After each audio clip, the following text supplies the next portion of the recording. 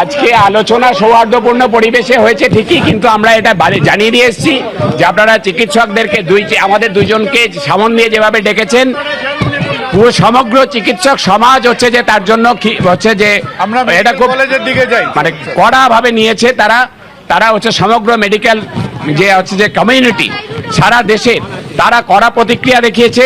সুতরাং আগামী দিনে কোনো চিকিৎসককে সমন দেওয়ার আগে কিন্তু 5 বার ভাববেন। আলাপ আলোচনা আমাদের সাথে করতেই পারেন। আপনারা যে আবেদন শহরকে শান্ত করবার জন্য আজকে আমাদের করছেন, এইটা হচ্ছে যে অনেক আগেই আমাদের সাথে বসতে পারতেন, অনেক হচ্ছে যে আমরা কনস্ট্রাকটিভ ওপিনিয়ন আপনাদেরকে দিতে পারতাম। কিন্তু যেটা হচ্ছে আপনারা এখন আমাদের যে আরজিকর মেডিকেল কলেজ তার স্যাংটিটি সেটা বজায় রাখতে ব্যর্থ হয়েছেন।